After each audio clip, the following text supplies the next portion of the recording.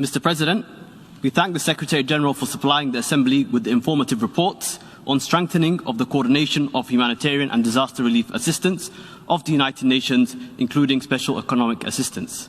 The Cabinet of the Federal Government of Somalia has, on the 23rd of November 2021, declared a state of emergency in the country due to the devastating drought, as echoed by the President Mohamed Abdullahi Mohamed Farmajo during his televised debate.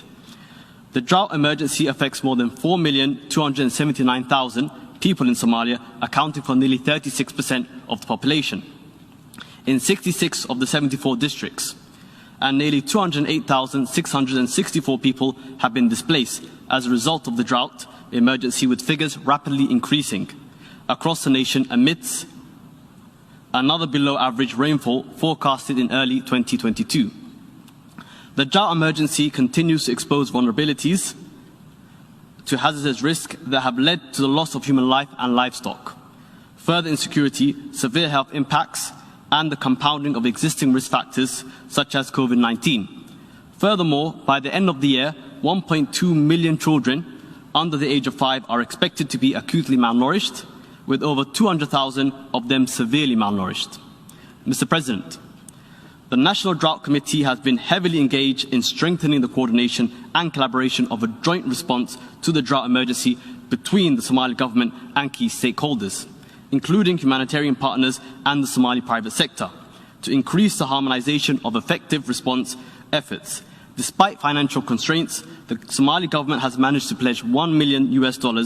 Government ministers have agreed to deliver 20% of their monthly salaries until further notice. Mr. President, we commend the Assembly for its efforts on current and previous resolutions relating to the strengthening of the United Nations coordination of humanitarian and disaster relief aid, including special economic assistance and development.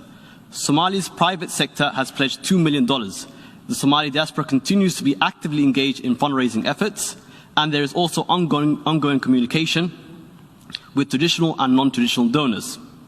In this regard, we are happy to announce that with the support of the government of Sweden, SIDA, and the World Bank, Somalia's National Emergency Operations Center is in the process of being officially operationalized and will be the national coordinating hub of all emergency and disaster response and preparedness. Our activities are critical to the realization of the principles enshrined in the UN Charter to properly manage recurring humanitarian emergencies. The General Assembly must continue to support the development of sustainable institutions that create and implement effective policies according to international established standards. Mr. President, when discussing humanitarian crisis, the youth are most at risk, with an amalgamation of issues ranging from lack of nutrition leading to premature deaths to prolonged absence from education, stemming from the ramification of these crises. Additionally, as stated in the Secretary-General's report, flooding in Somalia affected nearly 1.6 million, killing 35 and displacing 900,000 last year. Cyclone Gaiti is estimated to be the strongest storm on record in Somalia, affecting over 120,000 people, displaced 42,000, and created conducive conditions for further desert locust breeding. This triple threat of cocktail calamities serves as a stark reminder that climate change adversely affects countries in different ways and has complex and interlinked implications, exacerbating existing vulnerabilities. Mr. President, Somalia acknowledges the UN system and humanitarian organizations for their efforts in coordinating and providing humanitarian assistance, as well as rapidly responding to COVID-19. Somalia pays tribute to the humanitarian and medical personnel for their dedication on the front lines.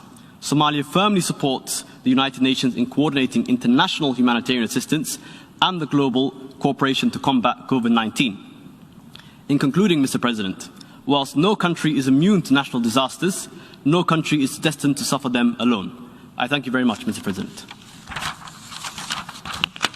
Muchas gracias al distinguido representante de Somalia.